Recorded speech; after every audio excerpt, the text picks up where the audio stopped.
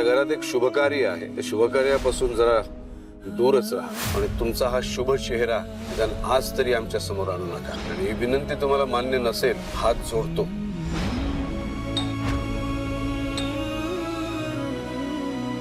काय चालू असेल यार तिकडे? अक्षता पडल्या असतील का? दादाचं लग्न झालं असेल. बाबांनी मला थांबवलं नसतं ना तर मी आता तिथे असतो. दादाला खांद्यावर घेऊन नाचत असतो. का वागतात बाबा माझ्याशी असं? आजच्या दिवशी पण असं कसं वागू शकतात माझ्याशी? का त्यांना कळत नाही की ते मला जसं समजतात तसं नाहीये? काय करू मी त्यासाठी? काय करू? बाबांनी हा जो शब्द दिलाय ना, इथे बसून तरी काय करू?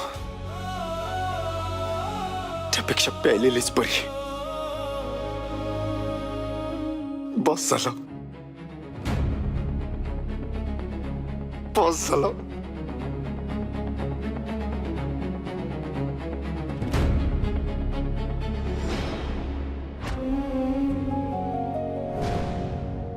मला जरा मदत करशील का? काय झालं आई? आई, इतक्या जणांना विचारलं, कोणी साधं उत्तर पण दिलं नाही आणि तू आई म्हणून मान दिलास. मला फक्त हा पत्ता हवा, या पत्त्यावर कसं जायचं सांगशील का? सोपं आहे. हे बघा, हा इथनं सरळ गेला ना की 10 पावलांवरच चौक आहे. चौकात ना राईट मारा आणि राईट मारल्यावर चौथी गल्ली. चौथ्या गल्लीच्या इथे हनुमानाचं मंदिर आहे. हा, तिथेच आहे हा पत्ता. होय का? एक काम करा, चला मी तुम्हाला सोडतो. नको नको नको नको बाळा, आता नको. आता तू इतकं छान समजून सांगितलंस, लहान पोर बी जाईल. लय आभारी बघ मी तुझी. घ्या, बाळा पण म्हणताय, आभारही मानताय. आई पोराचे आभार म्हणते का कधी? किती गोड बोलतोस र. तुझी आई लई नशिबाने बघ, तिला तुझ्यासारखा मुलगा लाभला. हे ते बरं का?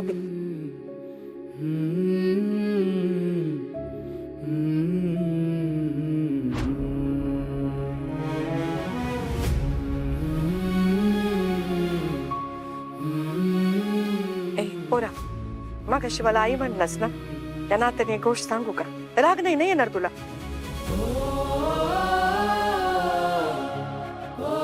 मी पण एक आईच आहे. आपल्या पोराला दुःख झालं ना, त्या आईला लगेच कळतं. मला माहितीये बाळा, मन दुखावलं ना की कुठल्या तरी आधाराची गरज भासते माणसाला. ह्यो आधार घेऊ नकस.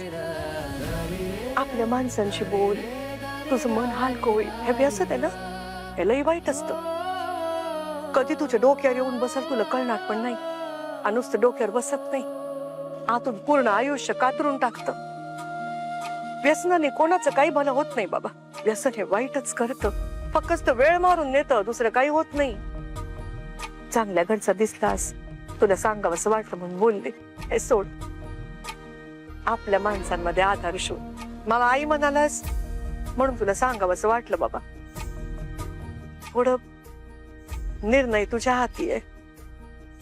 खरंय तुमचा, पण आधार देणाराच जर का तुम्हाला वाईट समजत असेल, मग कोणाकडे बघायचं? जवळचे जेव्हा आपल्याला दूर करतात ना, तेव्हा याचाच आधार होतो. बोलण्यात लई हुशार दिसतोयस, अगदी माझ्या गौरी सारखा. गौरी माझी मधली लई हुशार आहे, कलेक्टर होणार आहे बघ. लई अभ्यास करते, एकदम हुशार आहे. बोलण्यात कोणाला हार नाही जाणार.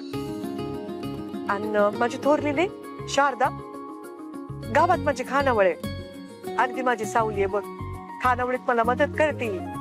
शारदाच्या हाताला अशी चव आहे ना, माणसं नुसती बोट नाही चाटत, बोट पण खात्यात. आणि माझी धाकटी मिनी, ती पण लई हुशार आहे. अभ्यासात पण फर्स्ट नंबर आणि खेळात पण फर्स्ट नंबर बघ. 3 मुली होय तुम्हाला? हा, माझ्या 3 लेकी. माझा अभिमान आहे. माझ्या गळ्यातला ताईत, त्यांच्या आधारावर तर मी अशी मानानं जगू शकते बघ. तुमचं नाव कृष्णा आहे का? हा. म्हणजे तुम्ही 3 मुलींची कृष्णाही झाला? हा, आता मी 4 मुलांची कृष्णाई होणार आहे. 4? आता तू मला आई म्हणलास ना, मग तू सुद्धा माझा पोरच झालास की. मी पण तुम्हाला कृष्णाईच म्हणतो. हा, म्हण. कृष्णाईला जीव लावणाऱ्या तिघी. आणि मला जीव लावणाऱ्या दोघीच. एक माझी आत्या आहे हा सुलू, आणि दुसरी ही बाटली. आणि तुझं आई बाबा? आई आई लहानपणीच गेली, आणि बाबा तर बाबा मला गुन्हेगार समजतात, म्हणून या बाटलीचा आधार वाटतो. काय ना, मी दारू पितो कारण दारू प्यायल्यावर रात्री मस्त झोप लागते, कडक झोप, आणि मग स्वप्नात आई येते, माझ्याशी बोलते, गप्पा मारते, खूप आधार वाटतो. आता तुम्ही जसं बोलला ना माझ्याशी, तसं माझ्याशी बोलत बरं वाटलं ना तुला? हा.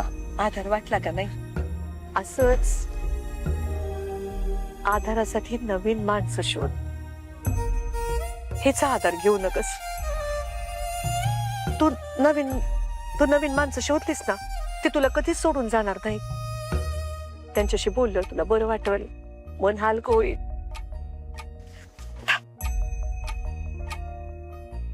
हे की माझ्याकडनं तुला खाऊ मी बनवलाय, माझ्या हातानं खा. हा, आणि बघ, चांगल्या घरचं दिसतोयस. मी सांगितलंय ते लक्षात ठेव, सोडून दे.